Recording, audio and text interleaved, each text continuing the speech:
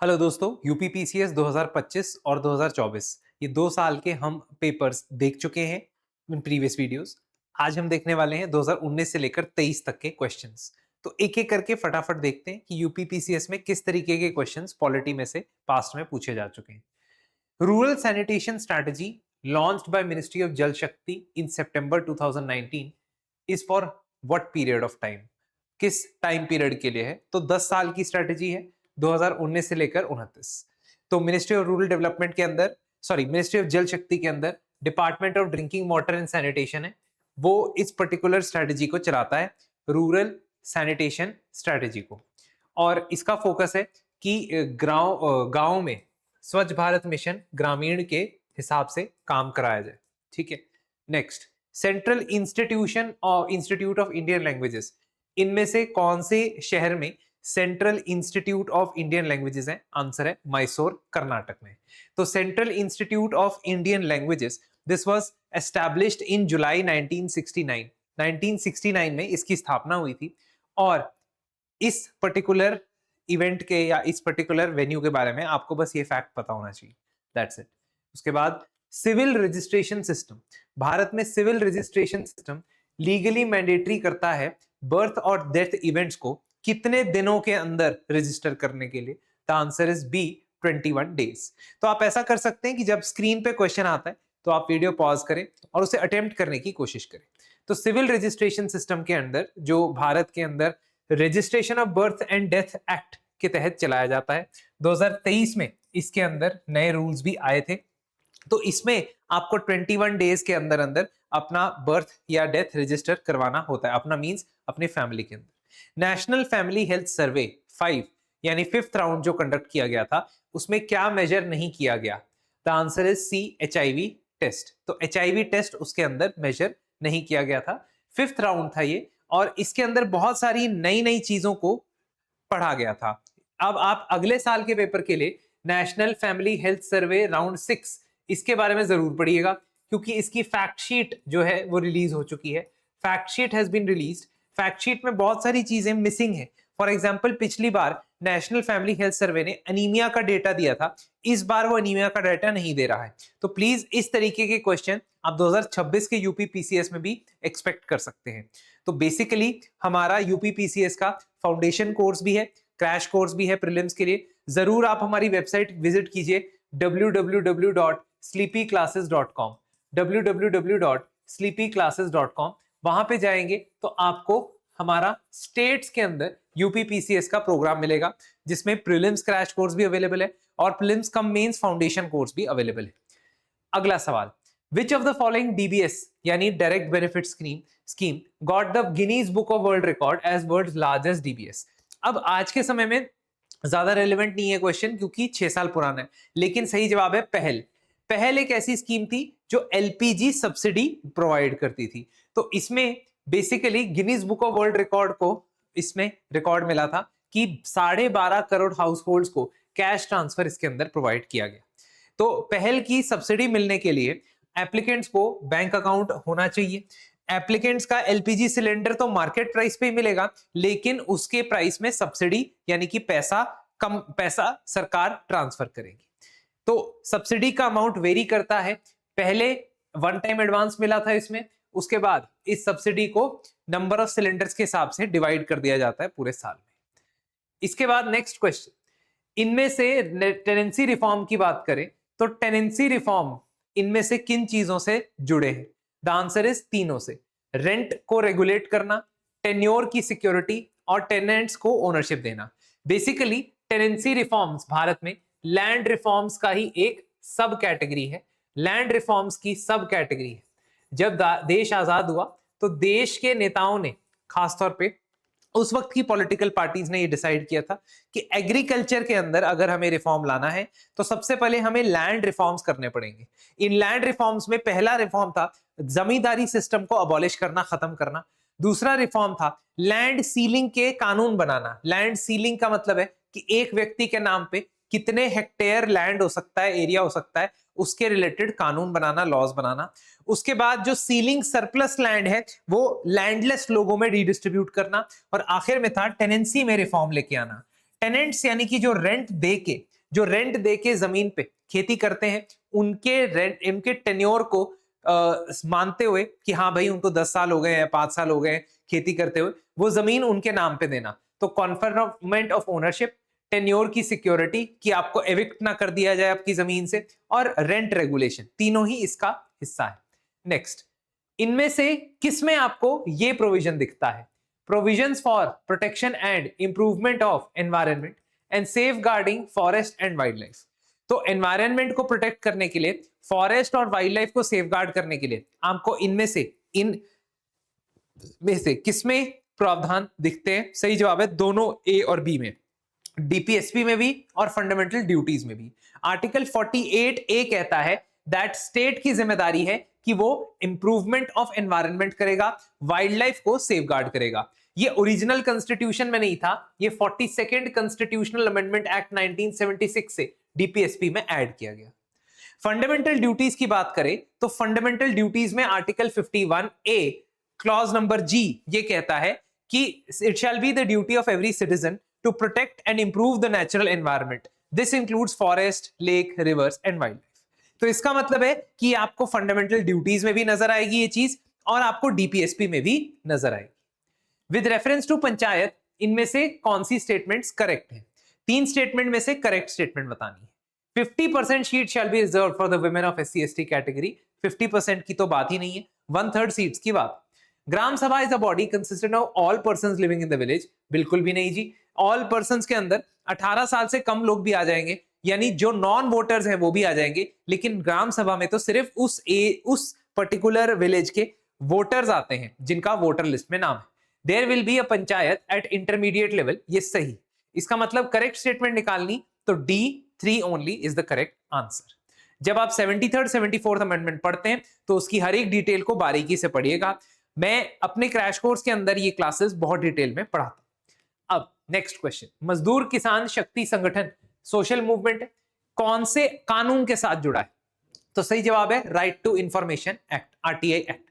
मजदूर किसान शक्ति संगठन नाम सुन के लगेगा कि मनरेगा से जुड़ा है, लेकिन प्लीज इसमें कंफ्यूज मत होना, RTI एक्ट के साथ जुड़ा है। 1996 में राजस्थान में अजमेर के जिले में वहां पे मजदूर किसान शक्ति संगठन ने एक स्ट्राइक की, क्योंकि कई सारी स्कीम्स के अंदर करप्शन देखा जा रहा था राजस्थान में, जिसके बाद RTI एक्ट आता है। तो उनके मूवमेंट, उनके आंदोलन के बाद RTI right to information act Bharat में आया। इनमें से किसने कहा था कि भारत एक क्वाज़ी फेडरल स्टेट है? इनमें से किसने कहा था कि भारत एक क्वाज़ी फेडरल, क्वाज़ी मतलब almost federal, not truly federal? तो ये है केसी वेरे। केसी वेरे जो है वो भारत के एक बहुत भारत में के बारे में पढ़ने वाले, भारत के बारे में जानने वाले एक नामी गिरामी स्कॉलर है। उनका ये कहना था कि भारत में डिस्ट्रीब्यूशन ऑफ पावर जो है वो सेंटर और स्टेट्स में, उसमें एक यूनिटरी बायस है, सेंटर की तरफ ज्यादा पावर्स का डिस्ट्रीब्यूशन है, विभाजन है। जैसा कि आपने देखा भी होगा कि whether it is emergency provisions, whether it is a role of parliament in making और changing new states, whether it is the role of Lok Sabha, whether it is a single amendability और अमेंडिंग ऑफ द कॉन्स्टिट्यूशन, इन सब में states का role बहुत कम होता है। अब इनमें से आपने क्रोनोलॉजिकल ऑर्डर में इवेंट्स को अरेंज करना है। प्लीज इस बात का ध्यान रखिएगा कि यूपी PCS यानी यूपी का जो एग्जाम कंडक्ट करवाते हैं वो क्रोनोलॉजी के ऊपर ढेर सारे सवाल पूछते हैं।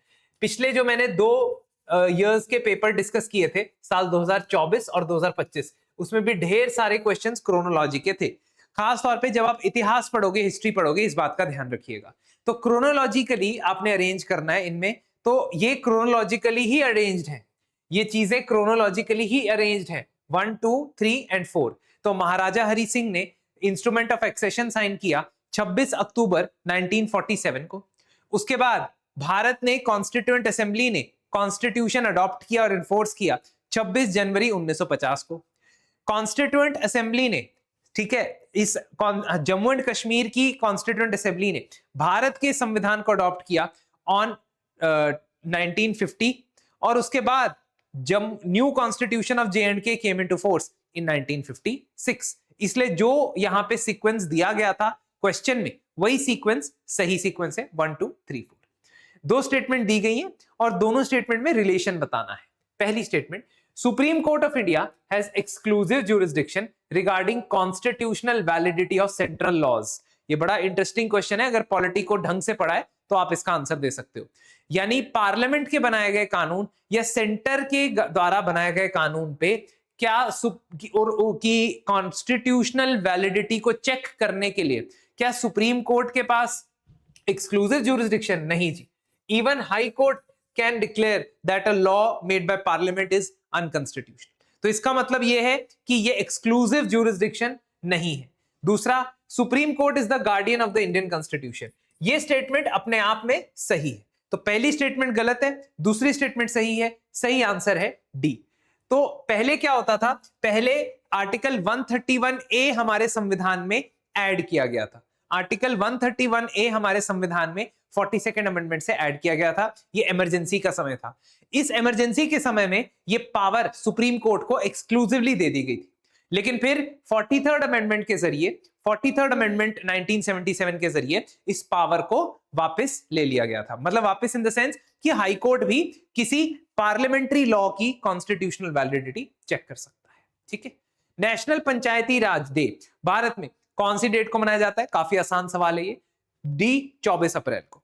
क्यों? क्योंकि इस दिन से 73rd और 74th कॉन्स्टिट्यूशनल अमेंडमेंट एक्ट जो भारत में है वो अप्लाई हुए थे। 2010 के बाद से ये दिन रोज, मतलब रोज नहीं, हर साल 24 अप्रैल को मनाया जाता है। अगला सवाल, which of the following articles was inserted by 42nd amendment? जब भी मैं स्टूडेंट्स को डीपीएसपी पढ़ाता हूं, अपनी क्लासेस में डायरेक्टिव प्रिंसिपल पढ़ाता हूं, तो मैं उनको बताता हूं कि डीपीएसपी पढ़ने के 4 स्टेजेस होते हैं। एक, आपके सामने कोई स्टेटमेंट लिखा हो और आपको पता लग जाए कि ये डीपीएसपी है या नहीं है।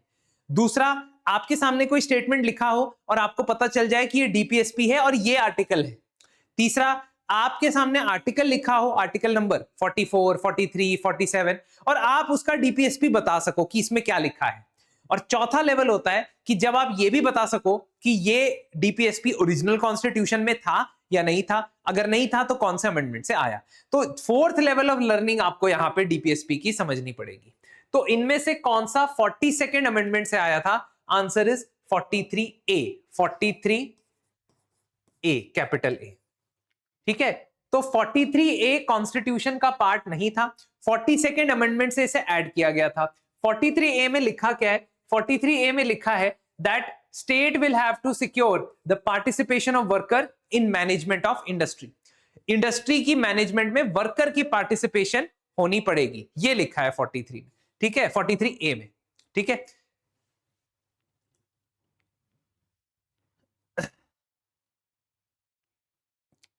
ठीक है, अब देखो, so this was also added by 42nd amendment, this was also added by 42nd amendment, but the question is asking you about workers की मैनेजमेंट वाला कौन सा है।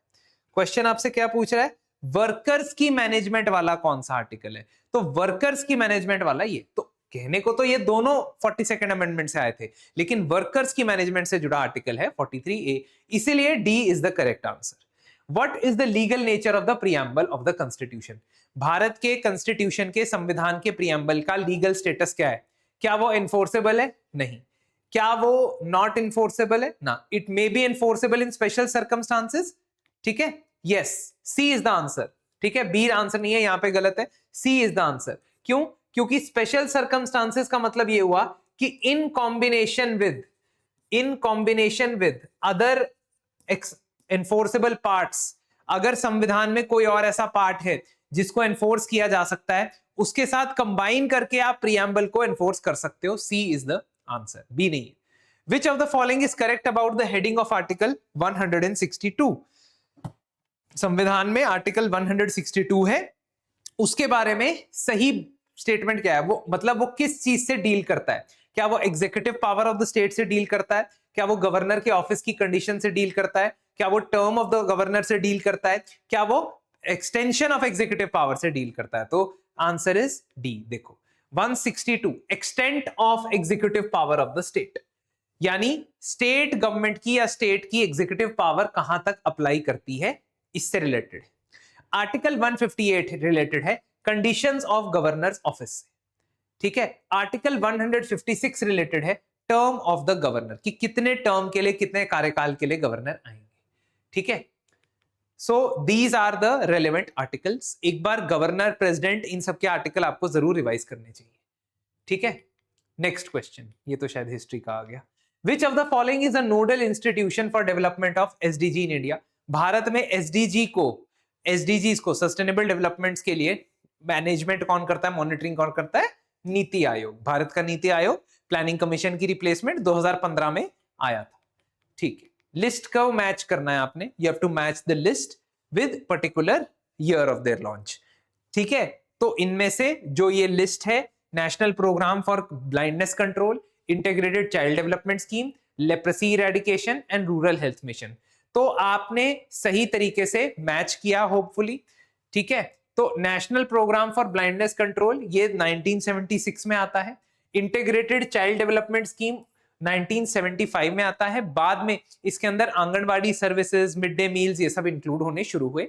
नेशनल लेप्रेसी इरेडिकेशन मिशन 1983 में आता है और नेशनल रूरल हेल्थ मिशन 2005 में आता है। तो सही स्टेटमेंट या सही सीक्वेंस है 2143। ठीक है, नेक्स्ट क्वेश्चन, इनमें से अकाउंटिंग और ऑडिटिंग कौन से साल में सीएजी की पोस्ट में अलग की गई थी?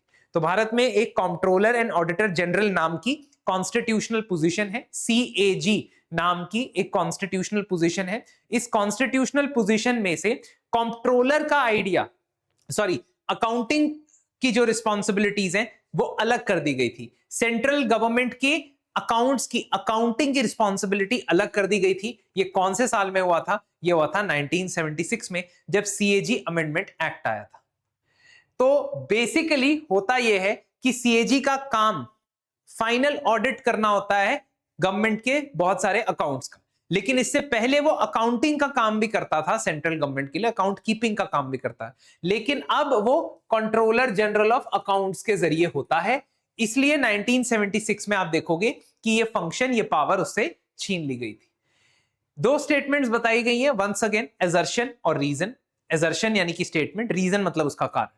Article 30 of the constitution does not define the term minorities. बिल्कुल सही बात है, वो बात करता है रिलीजियस और लिंग्विस्टिक माइनॉरिटीज की, कि उनको अपने एजुकेशनल इंस्टीट्यूशंस बनाने की इजाजत है, लेकिन वो इनकी डेफिनेशन नहीं देता है, परिभाषा नहीं देता है। तो बिल्कुल सही बात है, constitutional recognises only linguistic and religious minorities, ये भी बिल्कुल सही बात है। संविधान सिर्फ दो टाइप की माइनॉरिटीज की बात करता है, रिलीजियस माइनॉरिटी और लिंग्विस्टिक माइनॉरिटी। ठीक है, लेकिन this is not the reason for this, मतलब ऊपर वाली स्टेटमेंट का कारण नीचे वाली स्टेटमेंट नहीं। इसका मतलब है कि ए एंड आर ट्रू है, पर आर ए का करेक्ट एक्सप्लेनेशन नहीं। तो दोनों सही हो सकती हैं, लेकिन दोनों में से दूसरी वाली पहली वाली को एक्सप्लेन ना करे, तो इसका मतलब है कि बी इसका आंसर है। Next question, federal system in India, इसके बारे में आपने करेक्ट स्टेटमेंट बतानी। States have no right to secede from the union under the constitution of India. Bharat में जो राज्य हैं वो यूनियन से सिसीड नहीं हो सकते, अलग नहीं हो सकते। बिल्कुल सही बात है, ये स्पेशली आर्टिकल 1 से हमें पता चलता है। Just advocacy of cessation will have the protection of freedom of expression.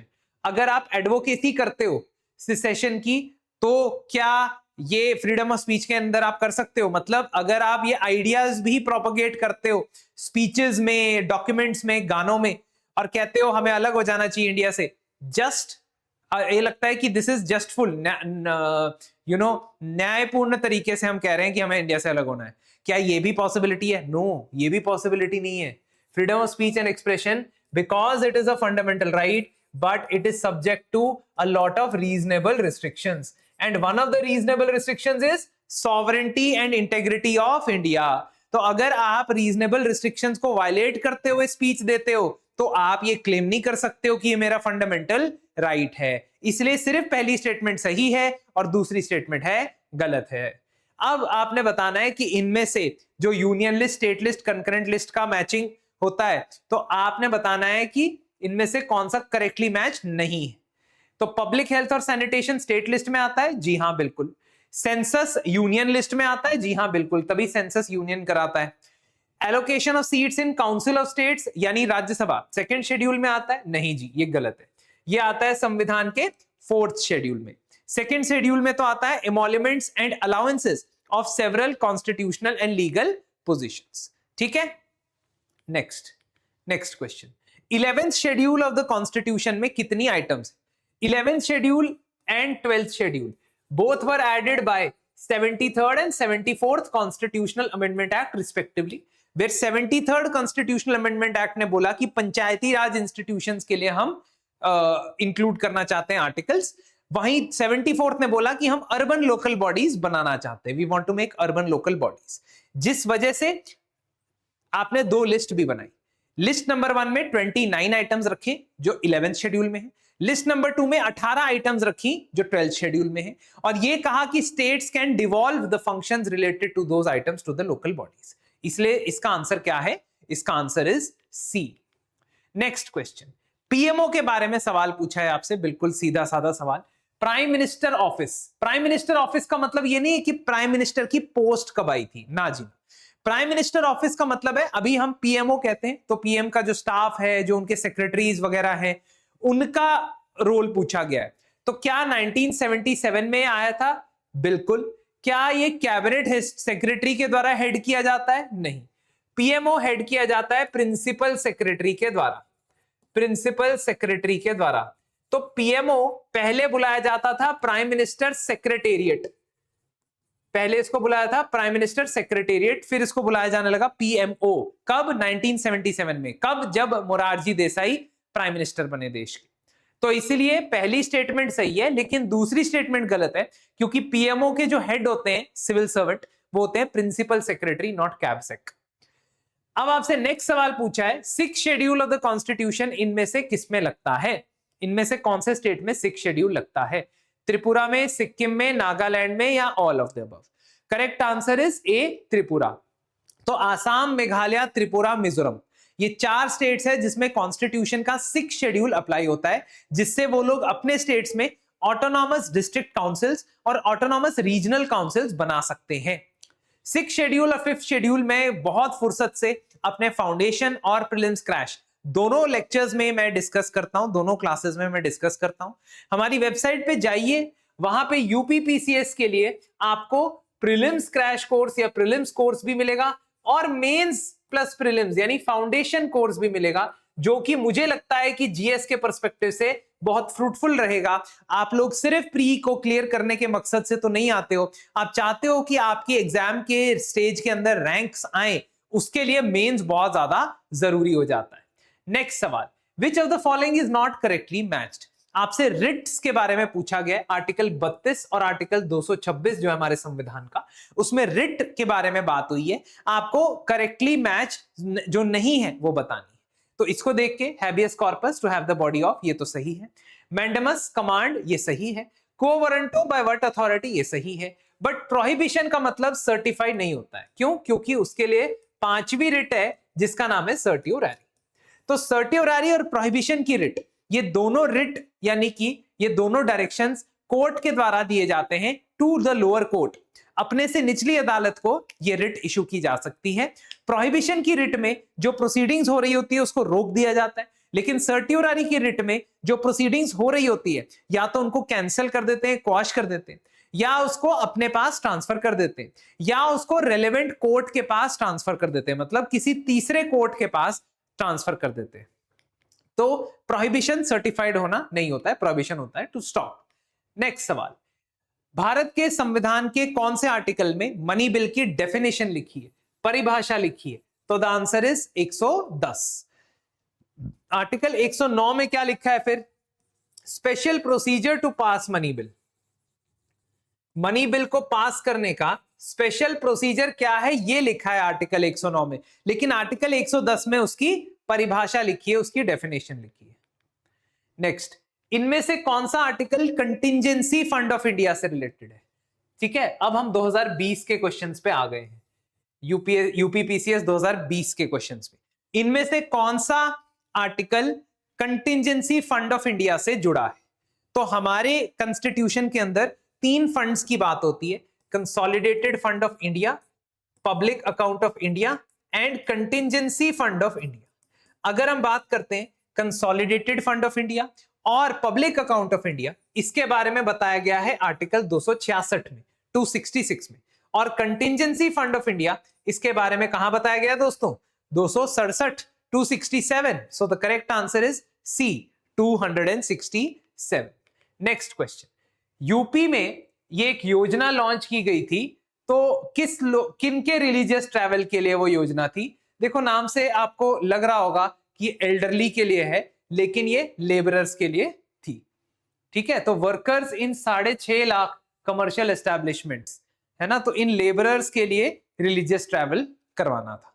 खैर आगे बढ़ते, इनमें से कौन सा कंट्री का first institute of skill, Indian institute of skill, कौन से शहर में बनाया गया? Answer is Kanpur, D Kanpur.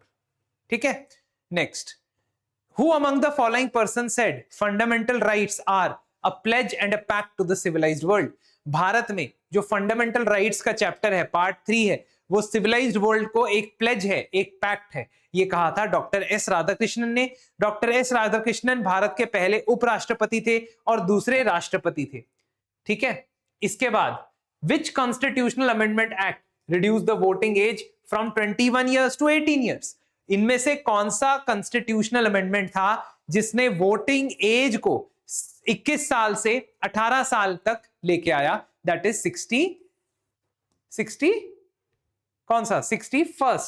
61st amendment. So 61st constitutional amendment act 1988 1988 में आता है, और उससे वोटिंग एज को रिड्यूस किया जाता है। पहले 21 ईयर्स थी, उसके बाद 18। 66th कॉन्स्टिट्यूशनल अमेंडमेंट एक्ट से तो 9th शेड्यूल में कुछ चेंजेस किए गए थे। 63rd कॉन्स्टिट्यूशनल अमेंडमेंट एक्ट से पंजाब की इमरजेंसी से रिलेटेड कुछ चेंजेस किए गए थे, और 62nd कॉन्स्टिट्यूशनल अमेंडमेंट एक्ट से reservation for SC ST was and Anglo Indians was extended by 10 years. तो ये भी साथ में रिवाइज कर लेना। इनमें से किस कमीशन या कमिटी की रिकमेंडेशन पे इंटर स्टेट काउंसिल बनाएगी? सिंपल सा क्वेश्चन है, that is Sarkaria commission. Sarkaria commission ने रिकमेंडेशन दिया कि आपके पास एक आर्टिकल है संविधान में, आर्टिकल 263, जिसमें आपको इंटर स्टेट काउंसिल बनाने की हिदायत दी गई है। आप उसका इस्तेमाल करें सेंटर स्टेट और फेडरल रिलेशंस को डिस्कस करने के लिए, समझने के लिए आप यूज करें आर्टिकल 263 का, और एक इंटर स्टेट काउंसिल बनाएं। इस रिकमेंडेशन के आधार पे 1990 में, 1990 में पहली बार इंटर स्टेट काउंसिल बनाई गई। ठीक है, पीएम वानी, ये योजना W है यार, वी नहीं है, वानी किससे रिलेटेड है? W से पता चल जाएगा, wifi availability in public places. तो पीएम वानी का गोल था कि ब्रॉडबैंड को पब्लिक वाईफाई नेटवर्क्स के थ्रू डिस्ट्रीब्यूट करवाना। ठीक है, under the constitution which is not a fundamental duty? इनमें से क्या फंडामेंटल ड्यूटी नहीं है हमारे संविधान के अंदर? पहली ही उसने गलत दे दी, पहले ही गलत दे दी, मतलब सही आंसर यही, वोट करना हमारी फंडामेंटल ड्यूटी नहीं। साइंटिफिक टेम्पर बनाना, पब्लिक प्रॉपर्टी को प्रोटेक्ट करना, सेफगार्ड करना, कॉन्स्टिट्यूशन की रिस्पेक्ट करना, ये सब फंडामेंटल ड्यूटी है, लेकिन वोट करना नहीं। ठीक है, इसके बाद नेक्स्ट, फॉर्मेशन ऑफ स्टेट्स का क्रोनोलॉजिकल ऑर्डर बताना है। मैंने आपको बहुत बार बताया क्रोनोलॉजिकल ऑर्डर इसका मनपसंद तरीका है आपसे सवाल पूछने का। तो आपको बताना है कि इन सभी स्टेट्स में फॉर्मेशन का क्रोनोलॉजिकल ऑर्डर क्या है। इनमें से सबसे पहले कौन सा स्टेट बना था दोस्तों? सबसे पहले बना था हरियाणा 1966 में, यानी 1966 में। दूसरा कौन सा स्टेट बना था दोस्तों? दूसरा बना था गोवा। कब बना था? 1987 में। देखो गोवा भारत में इंटीग्रेट तो 1962 में ही हो गया था, लेकिन उसको स्टेटहुड मिला है 87 में।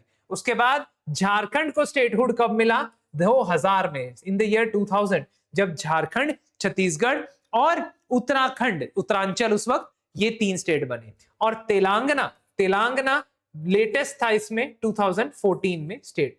तो इसका मतलब है सही सीक्वेंस क्या है? सही सीक्वेंस है 4, 1, 3 एंड 2, 4, 1, 3 और 2। तो इसका मतलब the correct answer is B. ठीक है, अगला सवाल, यूपी पॉपुलेशन कंट्रोल और स्टेबलाइजेशन बिल, ये अब रेलेवेंट नहीं है, इसके बारे में हम नहीं पढ़ेंगे। ठीक है, नेक्स्ट, इनमें से कौन सा करेक्टली मैच्ड नहीं है? इनमें से कौन सा करेक्टली मैच्ड नहीं है? Which of them is not correctly matched? Fundamental rights हमने यूएसए से लिए हैं, हाँ।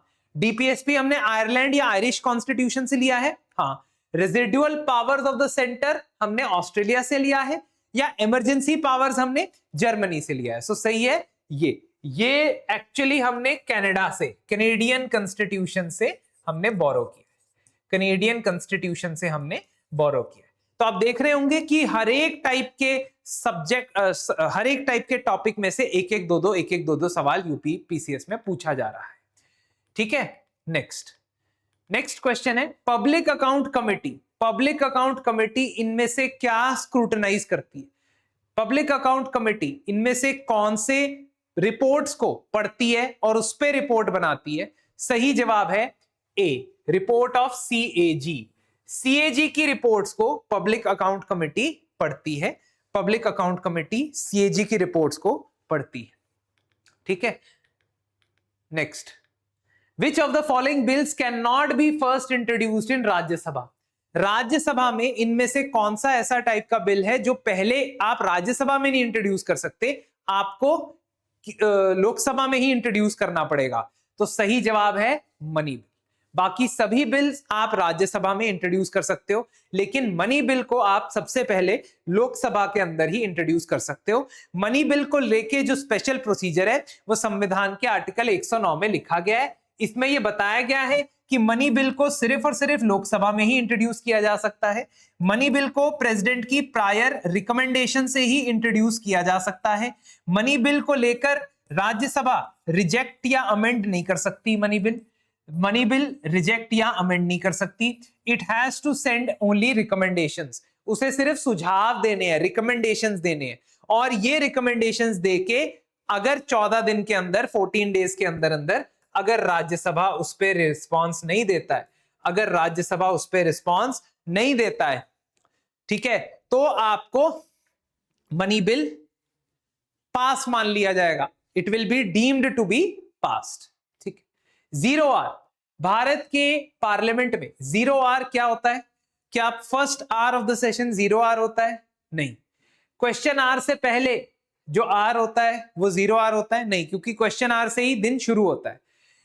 Time immediately following the question hour, मतलब क्वेश्चन आर के बाद नेक्स्ट जो 1 घंटा होता है, क्या वो 0R होता है? हाँ, yes, D is the correct answer. तो 0R एक इंडियन इनोवेशन है, 1962 में स्टार्ट हुआ था। इसको rules of procedure of Lok Sabha में इंक्लूड नहीं किया जाता है। नेक्स्ट क्वेश्चन, आपने इन्हें क्रोनोलॉजिकल ऑर्डर में अरेंज करना है। बड़ा ही इंपॉर्टेंट ये थीम है जो यूपी पीसीएस बार बार पूछता रहता है कि जो भी चीजें, घटनाएं हम बता रहे हैं उनको क्रोनोलॉजिकल ऑर्डर में अरेंज किया जाए। तो गोलकनाथ, ठीक है, Kesavananda Bharati, 24th amendment, 42nd amendment. तो गोलकनाथ केस है 1967 का, केशव नंदा भारती केस है अप्रैल 1973 का, 24th अमेंडमेंट है 1971 का, और 25th भी 1971 का ही है। सॉरी, 42nd आ गया ये, तो 1976 का है। तो अब आप देखोगे, इसको अरेंज करो, दैट मींस 1, 3, 2 एंड 4। ये जिसमें भी आपको मिल जाए वो सही आंसर है, दैट इज ए, 1, 3, 2 एंड 4, ठीक है। इनमें से प्रियम्बल में क्या मेंशन्ड नहीं है? बहुत सिंपल सवाल है, फेडरल। हम अपनी कंट्री को वैसे भी फेडरल बुलाते ही नहीं है, फेडरेशन बुलाते ही नहीं है, इसलिए संविधान में भी फेडरल शब्द आपको दिखेगा ही नहीं। सॉरी, प्रियम्बल में आपको फेडरल शब्द दिखेगा नहीं। मेरा आपसे सवाल है, क्या कॉन्स्टिट्यूशन में आपको कहीं फेडरल शब्द दिखेगा? प्रियम्बल की बात छोड़ो, संविधान में कहीं पे क्या आपको फेडरल, फेडरेशन ही बोल रहा मैं, फेडरल, क्या फेडरल शब्द दिखता है? जरूर मुझे कमेंट सेक्शन में बताना, ठीक है। नेक्स्ट, assertion रीजन वाला सवाल। Council of ministers in India is collectively responsible to both Lok Sabha and Rajya Sabha. क्या हमारा जो मंत्रिमंडल है, काउंसिल ऑफ मिनिस्टर्स है, क्या वो लोकसभा और राज्यसभा को कलेक्टिवली रिस्पॉन्सिबल है? जी नहीं, कलेक्टिवली रिस्पॉन्सिबल नहीं है, वो सिर्फ कलेक्टिवली रिस्पॉन्सिबल है लोकसभा को। Members of both Lok Sabha and Rajya Sabha are eligible to become ministers in the government. ये बात सही है, ये बात सही है, ट्रू है। इसका मतलब assertion is false, reason R is true. D is the correct answer. Assertion is false, R is true. Next, member of State Public Service Commission may be removed by, यानी स्टेट के public service commission के member को कैसे हटाया जा सकता है, कैसे रिमूव किया जा सकता है? क्या गवर्नर विधानसभा में उनको इंपीच करवाते हैं? नहीं। क्या गवर्नर इंक्वायरी कंडक्ट करने के बाद उनको हटा सकते हैं? नहीं। क्या गवर्नर हाईकोर्ट इंक्वायरी के साथ हटा सकते हैं? नहीं। इनको हटाना है तो प्रेसिडेंट यानी राष्ट्रपति को ही हटाना पड़ेगा after inquiry conducted by supreme court. तो अगर आपने स्टेट पब्लिक सर्विस कमीशन के मेंबर को, चेयरमैन को हटाना है या यूनियन पब्लिक सर्विस कमीशन के मेंबर और चेयरमैन को हटाना है, दोनों के लिए प्रोसेस सेम है, president after report by supreme court. तो C is the correct answer.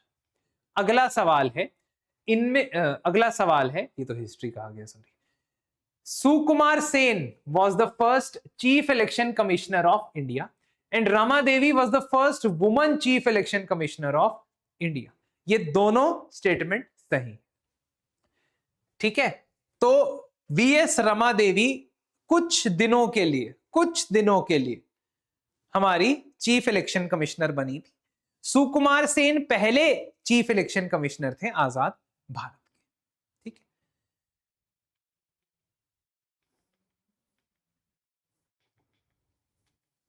Next question of polity is कि civil services reforms PC Hota committee इसके लिए बनी थी, वो कौन से साल में बनी थी? Hota committee was made in 2004, answer is B. तो पीसी होता कमेटी ने रिकमेंड किया था कि सिविल सर्वेंट्स को स्किल अक्वायर करने के लिए, प्रोफेशनल एक्सीलेंस के लिए, करियर प्लानिंग के लिए उन्हें डोमेन असाइनमेंट देनी चाहिए। ये पहले तो इंप्लीमेंट नहीं हुआ, लेकिन अब मिशन कर्मयोगी के थ्रू इसे इंप्लीमेंट किया जा रहा है। इनमें से आपको मैच करना है कौन से स्टेट की कितनी सीटें हैं राज्यसभा में। बड़ा रूडिमेंट्री सा सवाल ये यूपी पीसीएस वाले पूछते हैं, पहले भी देखा गया है। अगर आपने मेरा पहला डिस्कशन देखा होगा उसमें भी मैंने इस तरीके का सवाल कराया था। तो बिल्कुल सीधा सवाल है, अगर पता है तो पता है, नहीं पता है तो नहीं पता है। तो राजस्थान की आपके पास 10 सीटें आ गई हैं, गुजरात के पास 11 सीटें हैं, पंजाब के पास 7 सीटें हैं, कर्नाटक के पास 12 सीटें, ठीक है। तो अरेंज इन असेंडिंग डिसेंडिंग ऐसा भी हो सकता है। इनमें से कौन सी कमेटी, जो कमिटीज बनी थी, इनको पंचायती राज के लिए बनाया गया था, इनको क्रोनोलॉजिकल ऑर्डर में जरा अरेंज करें, इनको क्रोनोलॉजिकल ऑर्डर में अरेंज करें। तो सबसे पहले बलवंत राय मेहता कमेटी 1957 में बनी थी, अशोक मेहता कमेटी 1977 में बनी थी, जीवीके राव कमेटी 1985 में बनी थी और एल सिंघवी कमेटी मेरे ख्याल 1988 में बनी थी, ठीक है। तो एल सिंघवी कमेटी इसके बाद बनाई गई थी। चलो, state public service commission of UP या किसी भी स्टेट, इसके फंक्शंस को कैसे एक्सटेंड किया जा सकता है, कौन एक्सटेंड कर सकता है? आंसर इज स्टेट लेजिस्लेचर, ठीक है। तो स्टेट लेजिस्लेचर इसके फंक्शंस को एक्सटेंड कर सकता है। एक्चुअली आई थिंक प्रेसिडेंट होना चाहिए, है ना, वैसे प्रेसिडेंट होना चाहिए इसका आंसर, क्योंकि स्टेट पब्लिक सर्विस कमीशंस के फंक्शंस को और एक्सटेंड करने के लिए प्रेसिडेंट भी हो सकते हैं। तो ये कंट्रोवर्शियल क्वेश्चन है मेरी नजर। चलो, which of the following is not correctly matched? कौन सा इनमें से करेक्टली मैच नहीं है? Once again directive principles of state policy के बारे में सवाल है। Separation of judiciary from executive, article 50, ये तो करेक्टली मैच्ड है। Promotion of educational and economic interest of scheduled caste and scheduled tribe, article 46, तो ये करेक्टली मैच्ड है। कोऑपरेटिव सोसाइटीज 43A, नहीं, अभी हमने कुछ समय पहले देखा कि 43A deals with participation of workers in the management of industry. 43A deals with participation of workers in the management of industry. तो 43B है कोऑपरेटिव सोसाइटीज वाला, इसलिए ये स्टेटमेंट गलत है। C is incorrectly matched. Next question. With reference to the special address of president, जो president special address देते हैं पार्लियामेंट को, उसके बारे में सवाल। President addresses joint meeting of both houses at commencement of first session after every general election and commencement of first session of every year, ये बिल्कुल सही है। President in his address informs the parliament of the causes of its summons, कि समन क्यों किया गया parliament को, ठीक है। सो सही जवाब है सी, बोथ 1 and 2, ठीक है।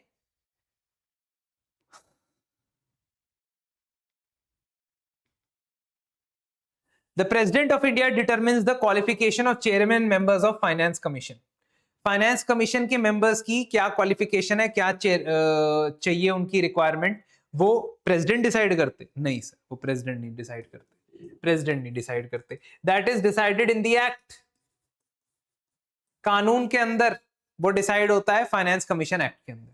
दूसरी statement, chairman and members are appointed by the president, that is true. तो आर्टिकल 280 फाइनेंस कमीशन के बारे में बात करता है कि हर 5 साल में प्रेसिडेंट फाइनेंस कमीशन बनाएंगे, हर 5 साल में प्रेसिडेंट फाइनेंस कमीशन बनाएंगे। लेकिन वो ये नहीं कहता है कि भाई साहब यही फाइनेंस कमीशन के मेंबर्स की क्या क्या क्वालिफिकेशंस होगी। It does not tell anything of that sort, ठीक है। वो आपको फाइनेंस कमीशन एक्ट के अंदर नजर आएंगे, फाइनेंस कमीशन एक्ट में दिखेगा। Okay, next question.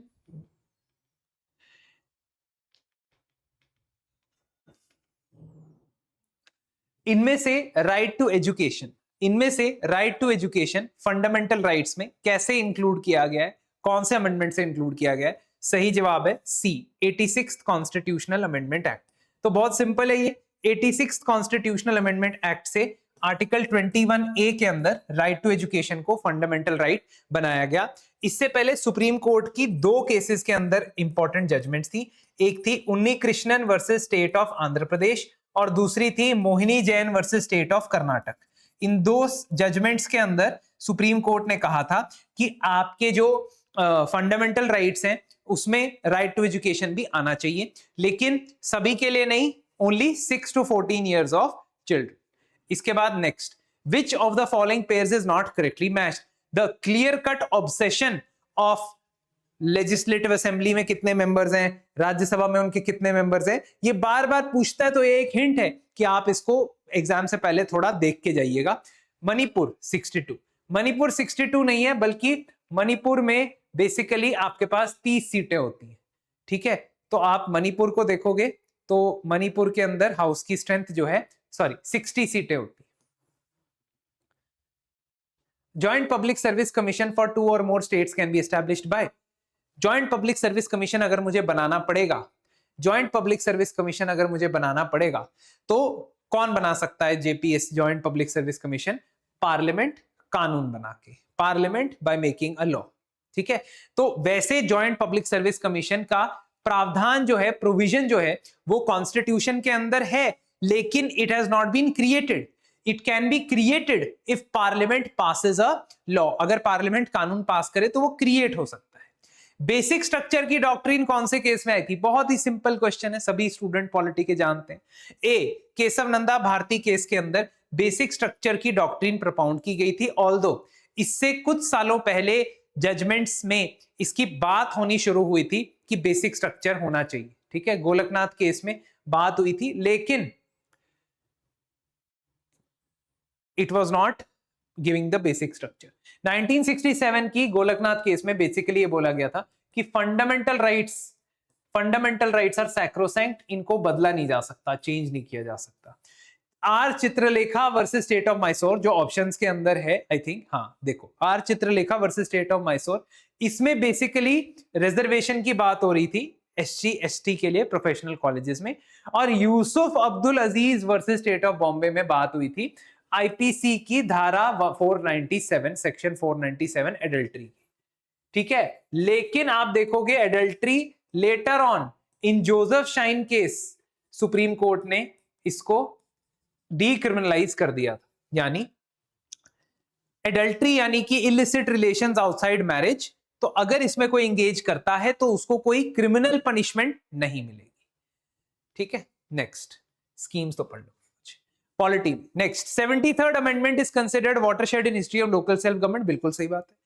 73rd amendment conferred the constitutional statement of panchayat, बिल्कुल सही बात है। तो both A and R are true and R is correct explanation of A. इसके बारे में हम पहले भी अभी डिस्कस कर चुके हैं।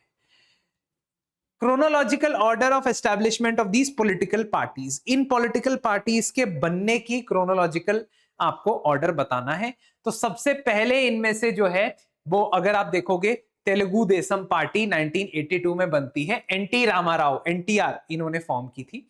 बहुजन समाज पार्टी बीएसपी ये 1985 में बनती है। समाजवादी पार्टी 1992 में बनती है, जिसमें फॉर्मर जनता दल के मेंबर्स मुलायम सिंह यादव और बेनी प्रसाद वर्मा इसको बनाते हैं।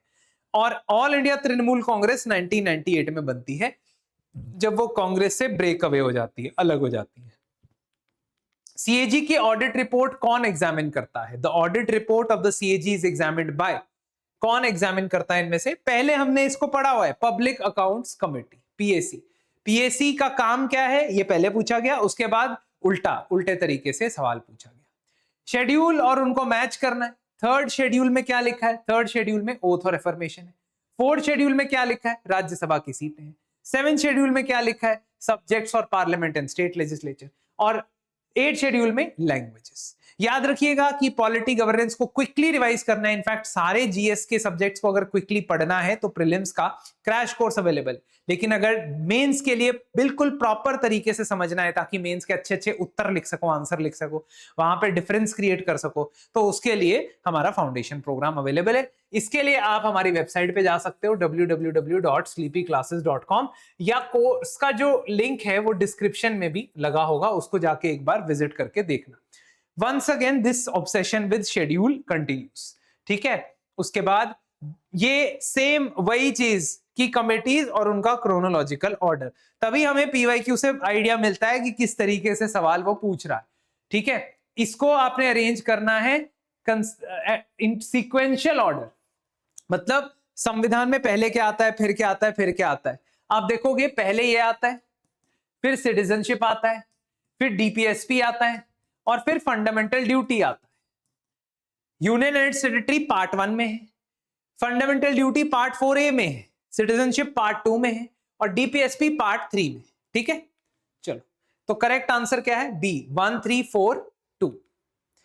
इनमें से कौन वाइस प्रेसिडेंट नहीं थे प्रेसिडेंट बनने से पहले? इनमें से कौन प्रेसिडेंट बनने से पहले उपराष्ट्रपति नहीं थे, वाइस प्रेसिडेंट नहीं थे? तो आंसर इज नीलम संजीव रेड्डी। नीलम संजीव रेड्डी लोकसभा के स्पीकर रह चुके थे, लेकिन वाइस प्रेसिडेंट नहीं थे। ये बाकी जितने भी लोग हैं ये पहले वाइस प्रेसिडेंट थे फिर प्रेसिडेंट बने, ये पहले वाइस प्रेसिडेंट थे फिर प्रेसिडेंट रहे, ठीक है।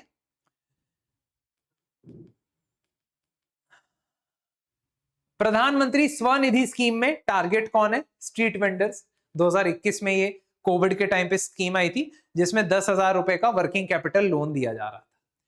दिल्ली को नेशनल कैपिटल रीजन एनसीआर घोषित करने वाला कॉन्स्टिट्यूशनल अमेंडमेंट कौन सा था? Answer is D 69th amendment.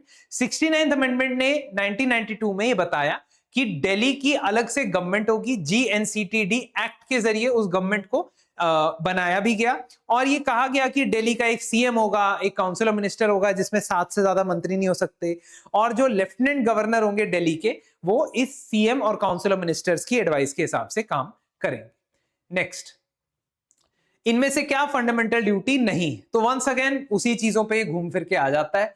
अगर आपसे बोला जाए कि फंडामेंटल ड्यूटीज में क्या नहीं है तो आंसर इज ए, क्योंकि ये डीपीएसपी है, मॉन्यूमेंट्स और प्लेसेस ऑफ नेशनल इंपॉर्टेंस, इसको प्रोटेक्ट करना ये हमारी जिम्मेदारी नहीं बल्कि ये स्टेट की जिम्मेदारी है under article 49 of the constitution, जो directive principles of state policy में है। लोकसभा के साथ इलेक्शन ईयर मैच करना है, मतलब कौन सी लोकसभा का इलेक्शन कौन से साल में हुआ था। तो आंसर इसका सही क्या है? डी। तो 1982 में नहीं बल्कि 7th लोकसभा का इलेक्शन चुनाव 1980 में। अभी कौन सी लोकसभा चल रही है कमेंट सेक्शन में मुझे बताओ। जल जीवन मिशन कौन से फाइनेंशियल ईयर से शुरू हुआ था? साल 2019-20 से। तो ये स्कीम्स के ईयर्स पूछते हैं, क्रोनोलॉजिकल ऑर्डर पूछते हैं, इस चीज का आपने हिंट लेना है जो भी हमारा प्रीवियस ईयर क्वेश्चन का डिस्कशन हो रहा है उसमें से, ठीक है। इनमें से कौन सा पार्ट करेक्टली मैच नहीं है? वंस अगेन वही पार्ट वाला, ठीक है। तो यूनियन टेरिटरीज पार्ट 8 में, ठीक है, scheduled and tribal areas part 10 में, ट्राइब्यूनल पार्ट 11 में, और ऑफिशियल लैंग्वेज पार्ट 17 में। तो इनमें से कौन सा सही टाइप नहीं है? ट्राइब्यूनल। क्योंकि ट्राइब्यूनल है 14A में, if I am not wrong, let us check. Yes 14A, X1V क्या होता है? 14 होता है tribunal, 14 is public service commission, 14A is tribunal. ठीक है, आर्टिकल और उनकी कॉन्स्टिट्यूशनल बॉडीज को मैच करना। तो national commission for schedule caste 338, finance commission 280, public service commission 315, election commission 324। खुद मैच कर लो। ठीक है, क्रोनोलॉजिकल ऑर्डर, ये लो फिर आ गया क्रोनोलॉजिकल ऑर्डर। इनमें से क्या पहले हुआ था बाद? तो सबसे पहले तो भाई साहब कॉन्स्टिट्यूएंट असेंबली की पहली मीटिंग हुई, ठीक है, नवंबर 1946 में। उसके बाद ड्राफ्टिंग कमेटी की अपॉइंटमेंट हुई, फिर उसके बाद कॉन्स्टिट्यूशन अडॉप्ट हुआ, और फिर उसके बाद कमेंस हुआ। ये तो बहुत आसान है, ये तो लॉजिकली भी हो सकता है, लॉजिक वाइज भी हो सकता है, एग्जैक्ट डेट तुमको ना पता हो तो भी। असर्शन रीजन का सवाल है, president can recommend to parliament to change the boundary of any state after seeking views of the concern legislature within specified period. यानी आर्टिकल 3 के अंदर अगर आपको स्टेट की बाउंड्रीज चेंज करनी है तो इस तरीके से प्रोसीड करना है। सही बात है। It is not mandatory for the president to accept the proposal of the concern state legislature, ये भी सही बात है। तो इसका मतलब ए एंड आर सही तो है, लेकिन क्या आर ए को एक्सप्लेन करता है? नहीं, आर और ए आपस में इंडिपेंडेंट है। उसका रीजन नहीं है ना ये कि प्रेसिडेंट सीक करेगा, उसका रीजन ये नहीं है कि president is not bound to accept. ये तो दो अलग अलग स्टेटमेंट है, दोनों अपने में सही। वाइस प्रेसिडेंट ऑफ इंडिया के बारे में बताना है, which is declared void. The acts done by him as vice president before declaration are considered valid. अगर वाइस प्रेसिडेंट का चुनाव होता है और सुप्रीम कोर्ट जो कि उसकी एडजुडिकेटिंग अथॉरिटी है वो कहती है कि इलेक्शन वॉइड है, तो क्या उस डिक्लेरेशन से पहले, उस जजमेंट से पहले जो वाइस प्रेसिडेंट ने सारे काम किए, क्या वो वॉइड डिक्लेयर हो जाएंगे, वैलिड इनवैलिड डिक्लेयर हो जाएंगे? नहीं, वो वैलिड ही रहेंगे। Acts done by him as vice president on the day of such declaration are not considered valid. तो ये भी दोनों, ये तो गलत है। उस दिन जो उन्होंने काम किए हैं वो भी वैलिड है भाई, है ना। ऑन द डे का क्या मतलब होता है? जब ऑर्डर आ गया उसके बाद से वैलिड नहीं है, जब ऑर्डर नहीं आया था उसके बाद पहले से वैलिड। ठीक। फर्स्ट वुमेन स्पीकर इंडिया में, भारत में फर्स्ट वुमेन स्पीकर कौन थी लोकसभा की? Meira Kumar. Not correctly matched, फिर से शेड्यूल्स को मैच कराया, देखो कितनी बार वो रिपीट कर रहा है बार। ठीक है। इंग्लिश लैंग्वेज कितने सालों के लिए इनिशियली अलाउ की गई थी हमारे संविधान में as official language? Answer is C, 15 years. उसके बाद कहा गया था कि उसको आप हिंदी से रिप्लेस कर दें, लेकिन फिर एंटी हिंदी एजिटेशन के चलते जब ऑफिशियल लैंग्वेजेस एक्ट पास किया गया 1963 में, तब इंग्लिश और हिंदी दोनों को ऑफिशियल लैंग्वेज बनाया गया। इंग्लिश और हिंदी दोनों को ऑफिशियल लैंग्वेज बनाया गया। ऑफिशियल लैंग्वेज का आर्टिकल 343।